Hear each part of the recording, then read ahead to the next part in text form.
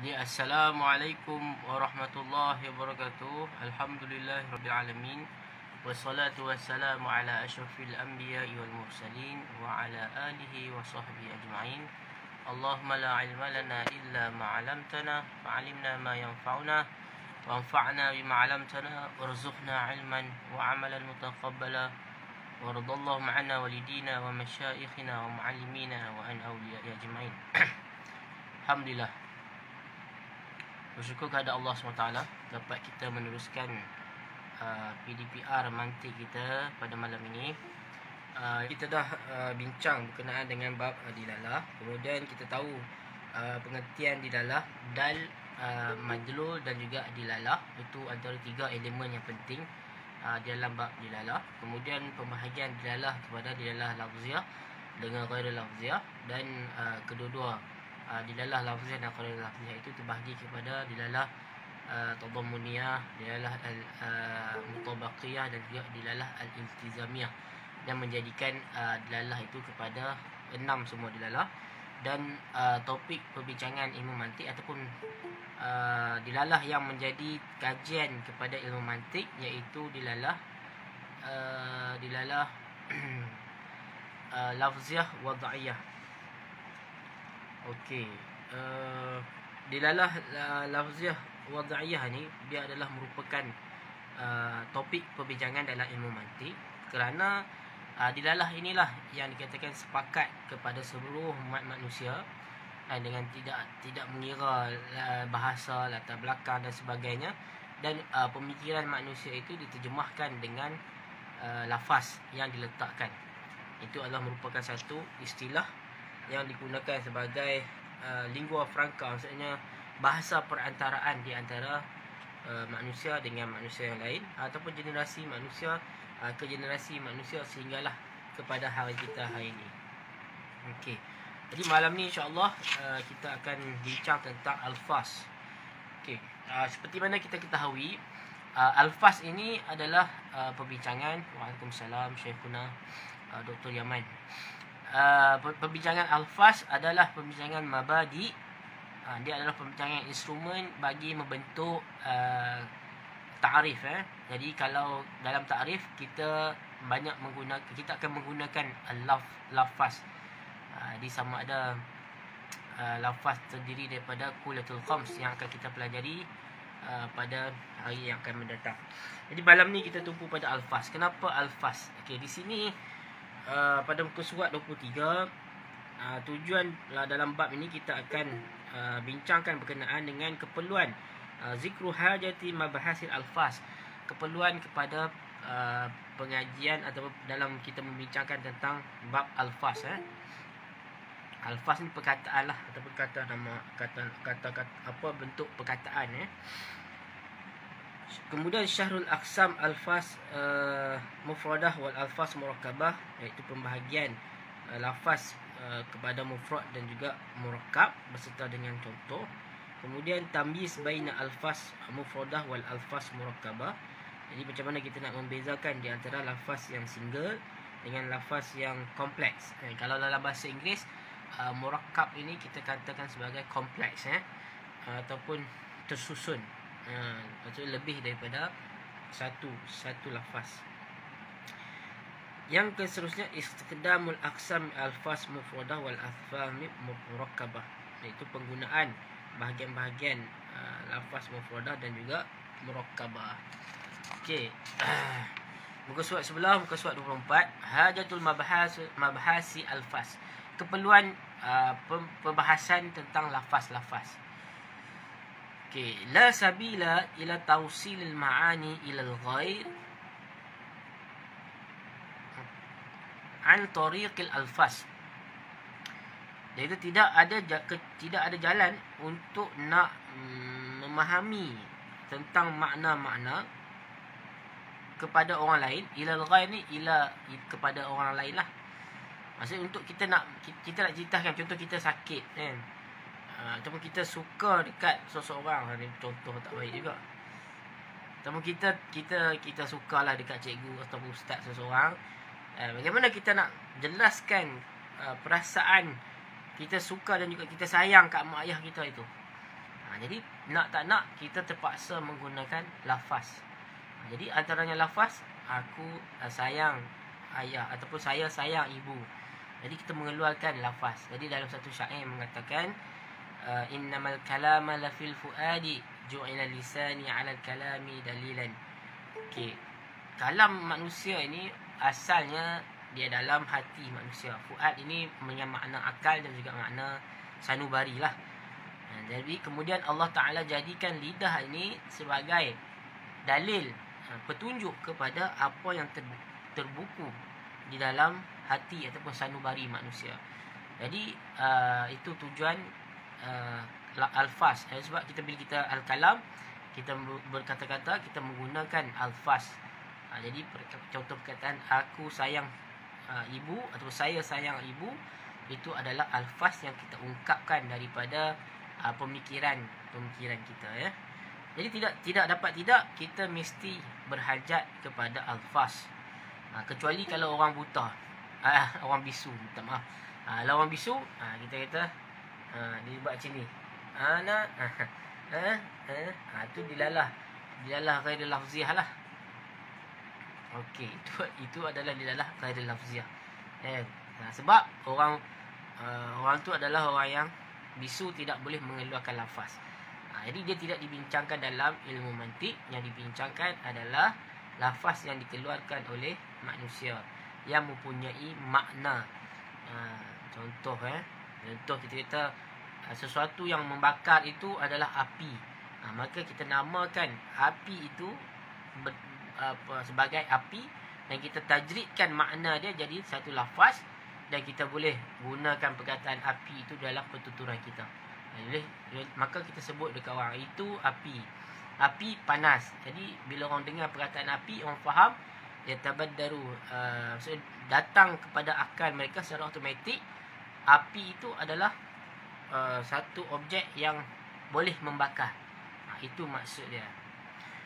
Kemudian poin yang kedua, al-lafzu mir'atu lil ma'na li wujudi alaqati al-wathiqati bainal lafzi wal ma'na. Dia kata lafaz ni umpama cermin bagi makna. Kerana wujudnya hubungan yang kuat di antara lafaz dan makna.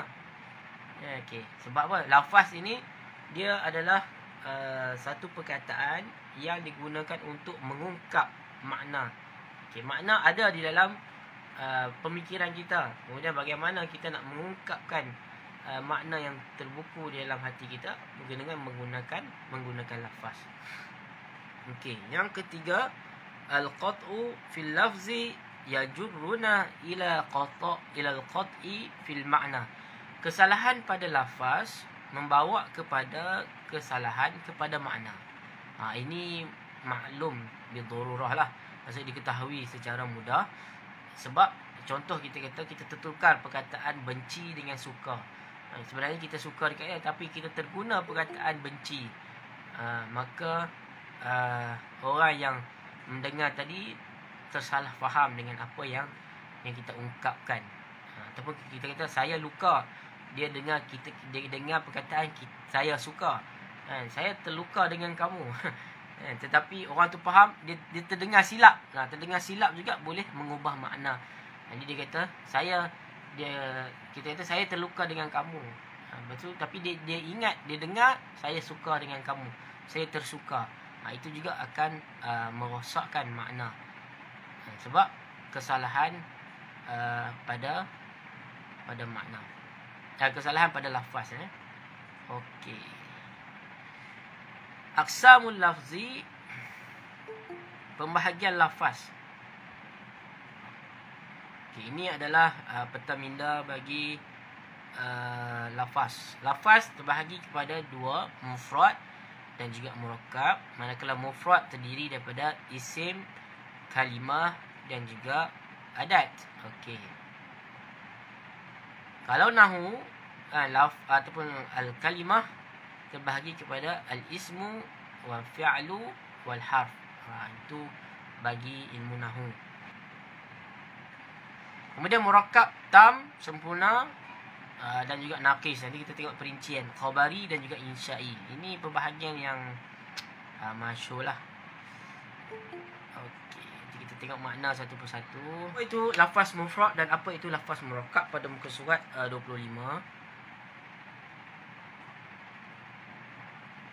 Yang qasimu al-lafzu ila mufrad wal murakkab. Okey, lafaz itu terbahagi kepada mufrad dan murakkab.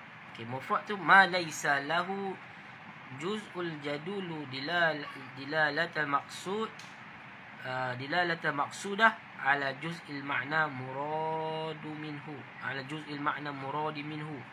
Okey, iaitu sesuatu yang tidak lahu juz'ul, yang mana sesuatu tidak ada bahagian yang menunjukkan ke atas petunjuk yang dimaksudkan ke atas sebahagian makna yang dikehendaki, makna yang difahami daripada perkataan tersebut. Jadi contoh dibagi insan, perkataan insan. Jadi dia hanya mufrad sahaja dan dia tidak ada juzuk yang lain. Okey. Murakkab, saya kita akan faham apa itu mufrad dengan apa itu murakkab, sebab dia ambil definisi mufrad ini berlawanan daripada definisi murakkab, iaitu ma yadulu juz'uhu dilalatan maqsudah ala juz'il ma'nal maqsud, iaitu sesuatu yang menunjukkan sebahagian petunjuk maksud yang dikehendaki ke atas sebahagian makna yang dikehendaki tersebut. Contoh, yanjahu tilmis al-mujtahid, pelajar telah berjaya pelajar yang rajin. Okey, contoh dia itu adalah murakkab sebab terdiri daripada banyak alfaz, banyak alfaz. Mufrad ini dia adalah single. Okey, di sini kita tengok ma'ani mufradat. Alfaz menjelaskan tentang makna yang hendak disampaikan oleh seseorang kepada orang lain. Jadi sekiranya kita jumpa satu perkataan insan ke, al-jannah ke, al-thawab ataupun al-iqab, itu semuanya adalah mufrad, single. Kalau murakkab, dia tersusun daripada mufrad membentuk jumlah yang mufidah, jumlah yang memberi faedah kepada orang yang mendengar, orang yang kita bercakap dengan orang tersebut. Okey.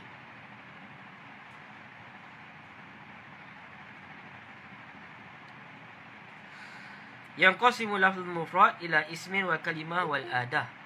Okey, mufrad ini terbahagi kepada 3, iaitu isim, kalimah dan juga adah. Okey, contoh kata nama seperti mudarris, guru, masjid, masjid lah, nahar, sungai, nahrun. Yang kedua kalimah, zahaba, seperti zahaba. Okey, kalimah ni kalau dalam mantik dia lebih umum daripada kalimah di dalam bahasa Arab ataupun dalam ilmu nahwu. Zahaba yajlisu, seperti pergi, duduk, kemudian apa, usbur, sabar. Kemudian adat, contoh adat ini merangkumi adat harfu jar dan juga adat yang lain, min, ila, an, ala, semua itu. Okey, jadi mufrad ini terbahagi kepada isim, kalimah dan juga adat, ataupun dikatakan sebagai nisbah. Contoh kita kata okey, dalam ilmu mantik kita juga panggilkan adat ni sebagai nisbah. Contoh, insan huwa natiq, insan huwa haiwanun natiq. Huwa di situ dia menjadi adat bagi jumlah tersebut. Okey. Murakkab ni di dalam di sisi ulama nahwu, muka apa kamu tengok 25 sebelah tu, maklumat tambahan itu, dinamakan jumlah khabariyah di sisi ulama nahwu. Kemudian isim dinamakan juga yusamma isman aidan, dinamakan isim juga di dalam ilmu nahwu. Ainal nuha ni di kalangan ulama nahwu lah. Kalimah tusamma fi'lan inda nuha. Manakala kalimah dinamakan fi'il di dalam ilmu nahwu. Adat dinamakan harfan inda nuha, dinamakan huruf di sisi ulama nahwu. Jadi apa yang kita faham, mantik ini dia tidak dapat, dia tidak lari jauh daripada perbahasan bahasa. Sebab bahasa datang daripada pemikiran manusia. Jadi mantik juga mengambil bahasa sebagai elemen untuk memahami pemikiran manusia dalam bercakap ataupun dalam untuk tujuan berhujah ataupun menyampaikan maklumat. Jadi sebab itu sebahagian di kalangan ulama mantik mereka menisbahkan ilmu mantik ini seperti mana ilmu nahu bagi lisan, manakala ilmu mantik adalah ilmu alat bagi jinan, al-janan, iaitu bagi otak atau bagi akal. Kanisbatin nahwi lil lisan, itu disebut dalam matan Sulam al-Munawwaraqi. Jadi perbahasan mantik ini dia mempunyai keterikatan yang sangat kuat dengan ilmu bahasa ataupun ilmu nahu, sebab ilmu nahu memelihara manusia daripada melakukan kesalahan di dalam pertuturan, di dalam percakapan. Contoh, kita nak buat ayat jumlah ismiyah, maka kita mulakan madrasah jamilah. Sekiranya kita nak buat ataupun Muhammad zahaba ilal madrasah, kalau kita nak buat mubtada dan khabar yang tadi saya sebut. Kemudian kalau kita nak buat jumlah fi'liyah, maka kita mulakan dengan jumlah fi'liyah. Ini kalau kita menjaga kaedah-kaedah bahasa, maka kita tidak berlaku kesalahan di dalam menyampaikan percakapan kita. Jadi sebab macam contoh, kita belajar bahasa Melayu. Kita belajar bahasa Melayu dulu ke atau kita bercakap bahasa Melayu dulu? Semua kita ni bercakap bahasa Melayu dulu, tetapi tata bahasa Melayu kita tak tahu. Dulu kita tak pernah belajar. Umur darjah 2, umur 3 tahun, 4 tahun kita dah pandai cakap bahasa Melayu. Sebab apa? Sebab kita mengikut mak ayah kita, orang yang di sekeliling kita menggunakan bahasa yang sama. Tetapi kita tahu tak apa yang kita tuturkan itu betul ataupun salah? Tidak tahu. Setelah mana kita belajar tentang ilmu tata bahasa Melayu ataupun ilmu grammar, barulah kita tahu, oh rupanya mesti ada subjek, mesti ada predikat, dan kata nama khas, kata nama am, kata terbitan dan sebagainya. Barulah kita ketahui. Begitu juga mantik. Sebelum kita belajar mantik, kita berfikir tak? Ya, kita juga berfikir, tetapi kita tidak tahu apa yang kita fikirkan itu, kita tidak pernah nilai betul ataupun tidak. Jadi bila kita belajar mantik, barulah kita tahu rupanya apa yang aku fikir sebelum ini salah ataupun tidak mengikut kaedah ilmu mantik. Itu maksud yang ingin saya sampaikan. Okey. Allahumma salli ala sayyidina 26, murakkab iaitu tam dan juga naqis. Okey. Tam itu sempurna, naqis itu kurang. Tam ma afada faidata tahsunus sukuti 'alaiha, Okey, iaitu memberi faedah diam kepada orang yang al-mukhatab, kepada orang yang kita cakap lah. Maksud kamu cakap dengan cikgu kamu kata, cikgu saya nak pergi ke toilet, saya nak pergi tandas. Itu jumlah yang faham. Contoh, kita pergi ke cikgu kita, kita cakap, cikgu, jika saya, maka percakapan kita tadi tidak sempurna, maka ini dipanggil sebagai naqis. Kalau sempurna, maksudnya cikgu kita faham dan tidak bertanyakan kepada soalan yang lain. Maka cikgu, saya nak pergi ke pejabat. Maka ucapan kita tadi difahami oleh cikgu kita. Maka cikgu pun tak tanya, ya, silakan pergi. Tetapi kalau dia kata, cikgu, saya kalau boleh, dia berhenti setakat tu. Cikgu, kalau saya boleh, mesti cikgu dia tanya, boleh apa? Jadi ayat kita tadi tidak lengkap, maka dipanggil sebagai naqis. Jadi definisi sedikit, ma la yufidu fa'idat tahsunus sukuti 'alaiha, iaitu tidak memberi faedah menghasilkan diam ke atasnya. Sebab apa menghasilkan diam? Sebab tidak ada persoalan daripada orang yang kita bercakap, orang ataupun al-mukhatab, orang yang kita bercakap dengan dia. Okey, faham Kemudian tam ini terbahagi kepada khabari dan juga insya'i. Sekejap. Okey. Okey, khabari apa? Kullu murakkabin yahtamilu sidqa wal kizba li zatihi. Ini adalah merupakan maudhu' bahsul manatiqah. Okey, khabari itu adalah setiap yang tersusun mengandungi benar dan juga salah li zatihi. Contoh kita kata khabar, berita tentang pengkhabaran dan sebagainya.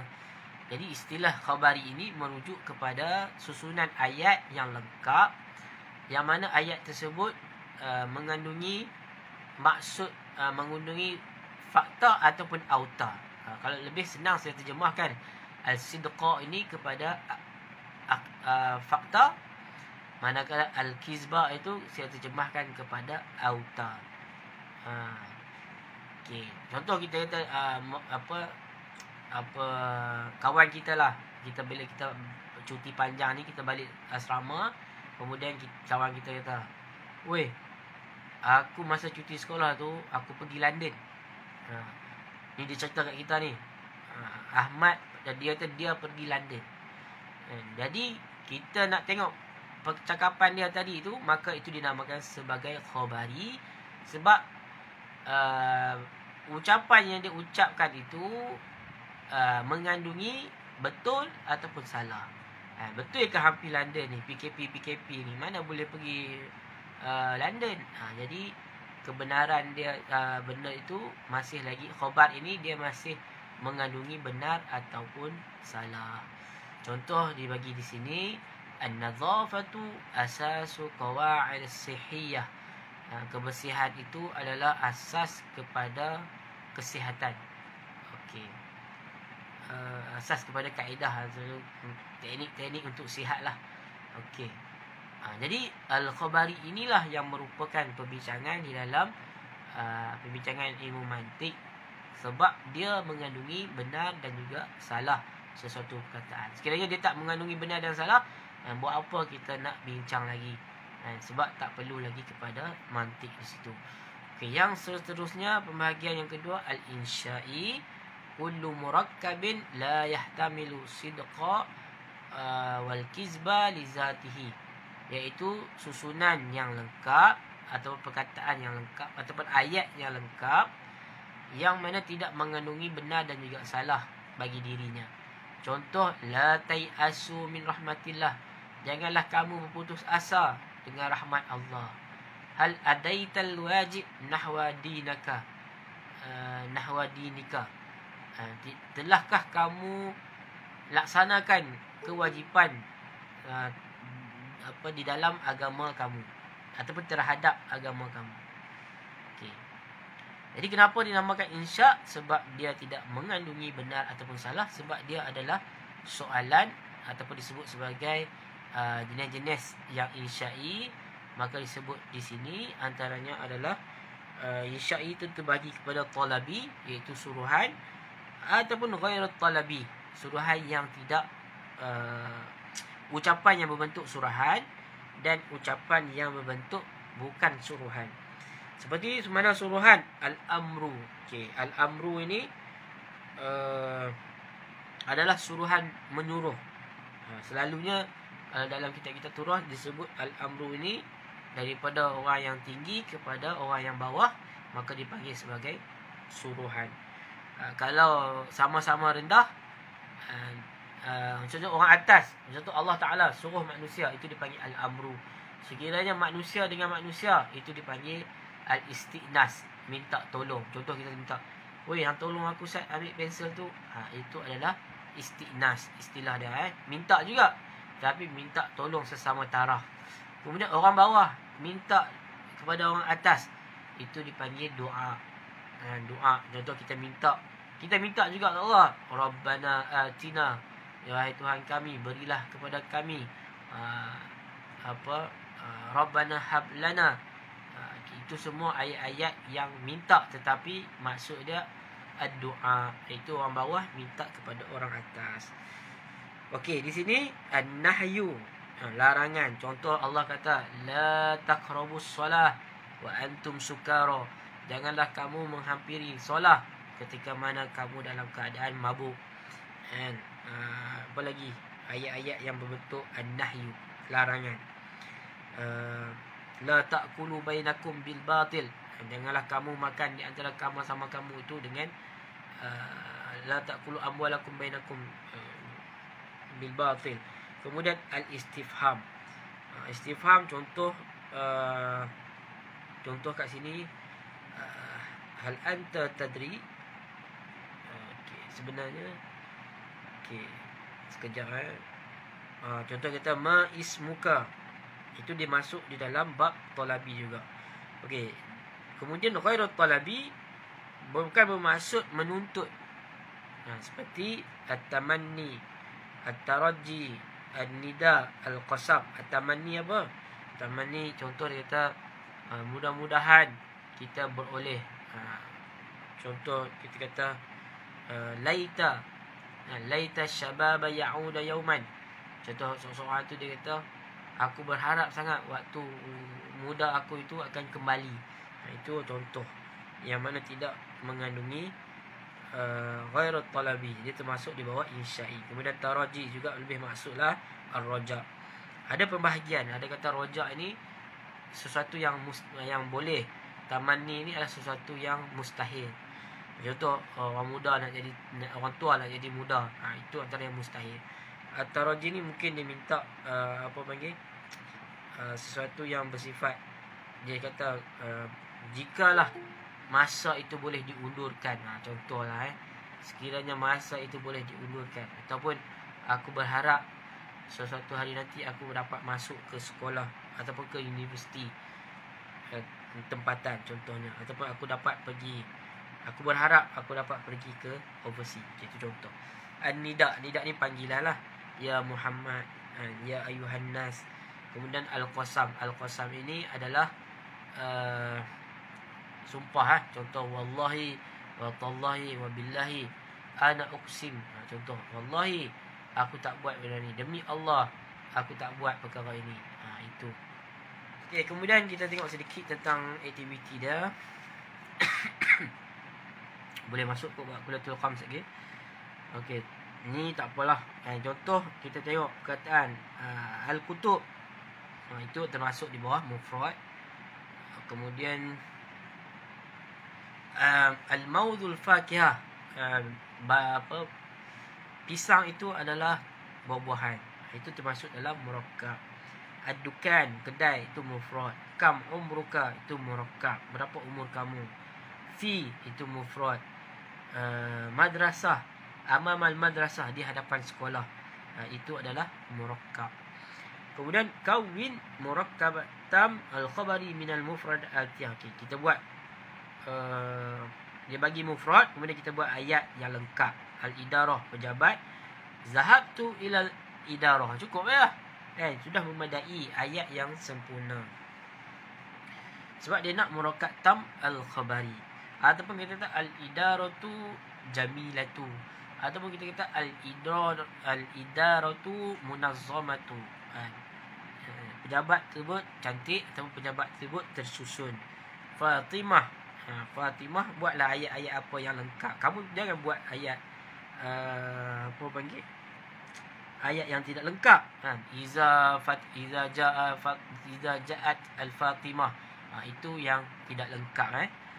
Okey, kalau kamu buat ayat lengkap, contoh hazihi Fatimah, ataupun kita kata Fatimatu jamilatu, atau Fatimatu mujtahidatu. Fatimah itu pelajar yang rajin. Sayyaratu, ni senang lah. Usman, Syarif, jalan. Kemudian hawil murakkabat al-khabariyah fi amsilah al-atiyah ila al-mufradat. Ini kita tukar saja. Alim, daftar, ta'am, laziz kita asingkan. Alladhi yal'abu, siapa yang bermain dia akan fail. Harun hadir. Ini kita pisahkan sahaja perkataan-perkataan tersebut daripada ayat tadi. Okey, contoh muka surat 28.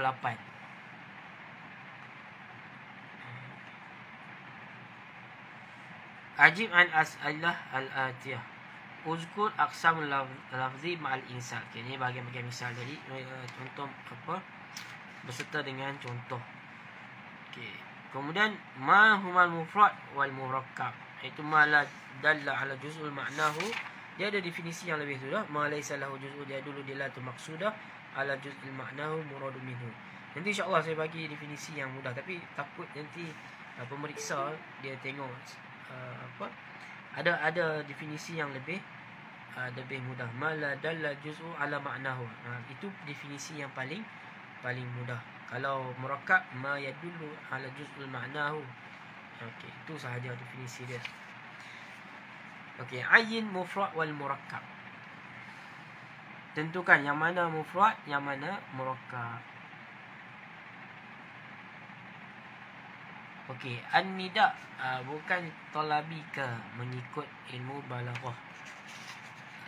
An-nida ni panggil. Panggil contoh ya Muhammad. So, bukan semestinya dia menyuruh lagi. Contoh kalau kita ya Muhammad ta'ali. Kita kata ta'al. Kalau ta'ali tu perempuan. Ya Muhammad ta'al. Ta'al tadi barulah talabi. Itu fi'il amar. Tapi kalau kita panggil ya Osman, ya apa? Ya tali'al jabal, wahai orang yang memanjat gunung. Quran yang sebut semalam iaitu aqimus solah. Okey. Contoh semalam adal wal madlu dan juga dilalah. Okey. Contoh kita baca ayat Quran. Ya ayyuhallazina amanu qu anfusakum. Okey, qu anfusakum di situ wahai orang-orang yang beriman, jagalah diri kamu. Situ okey, bila kita baca ayat Quran kita jumpa fi'il amar itu adalah adal. Okey. Kemudian apa yang difahami daripada fi'il amar tadi, qu anfusakum itu, iaitu adalah wajib kita menjaga diri daripada kebinasaan. Okey, itu dia punya madlul dia. Jadi dilalah dia apa? Dilalah dia adalah fi'lul amri yufidul fi'lul amri qu fi'lul amri qu yufidul wujub. Fi'il amar qu itu memberi faedah wajib. Dan soal malam saya bagi contoh. Itu adalah wajhu dilalah. Dilalah ni dia adalah wajhu dilalah, samalah. Okey, faham tak? Contoh aqimus solah. Ni yang saya bagi contoh semalam. Boleh bagi tahu balik tak maksud yang ringkas tentang mufrad dan juga murakkab. Okey, mufrad ma la yadullu juz'u ma'nahu. Sesuatu yang tidak menunjukkan ke atas makna dia yang lain. Okey, yang kalau murakkab hanya buang je. Ma yadullu ala juz'ul ma'nahu. Okey, nanti saya akan bagi definisi yang lengkap dalam buku lain yang lebih ringkas tentang mufrad dan murakkab ini. Okey. Kemudian kita minta di sini tentukan mana mufrad dan juga mana murakkab. Contoh Wardah itu adalah mufrad, Abdullah itu murakkab. Okey. Johor baru. Johor baru itu adalah mufrad ke murakkab? Mufrad ke murakkab Johor baru ni. Kalau ada dua perkataan, Johor sahaja maksud lain, baru itu maksud lain. Okey, kalau nak faham lagi mufrad murakkab ni, kalau dia duduk seorang maksud dia lain. Kalau ada sesuatu perkataan yang lain bersama dia, itu membawa maksud yang lain. Okay, contoh sahib, maksud dia pemilik. Bila ada kitab, maka dia bermaksud sahibul kitab, pemilik kitab. Kalau tidak, sahib maksud lain, secara mufrad maksud dia lain. Kitab sekalinya dia duduk seorang-seorang, mufrad maksud dia lain. Jadi kalau kita gabungkan sahibul kitab, maka dia menjadi maksud yang dikehendaki. Kemudian yang kelima, al-mujtahidu najihun. Ini juga adalah murakkab.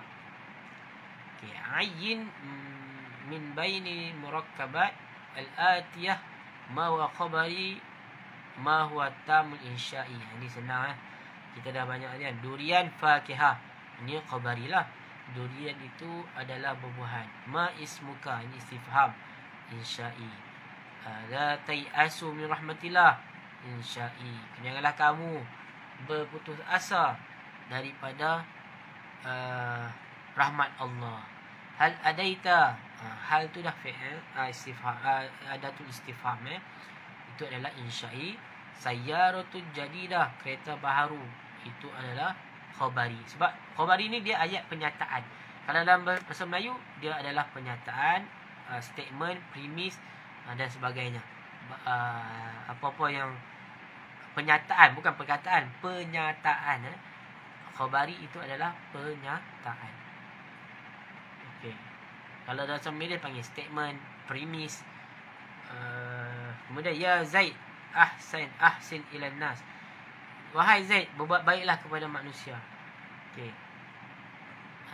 Itu termasuk dalam al-istifham. Termasuk dalam al-insya'i. Kemudian Muhammad alim. Muhammad seorang yang mengetahui ataupun seorang yang pakar.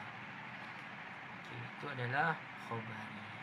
Okey, jangan terkeliru dengan pembahagian insya' kepada talabi dan ghairi talabi dalam ilmu mantik. Sebab dalam ilmu balaghah ada perbezaan.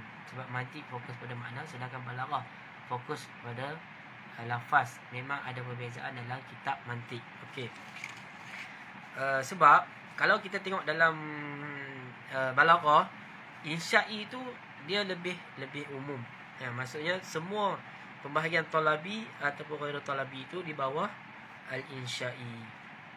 Okey.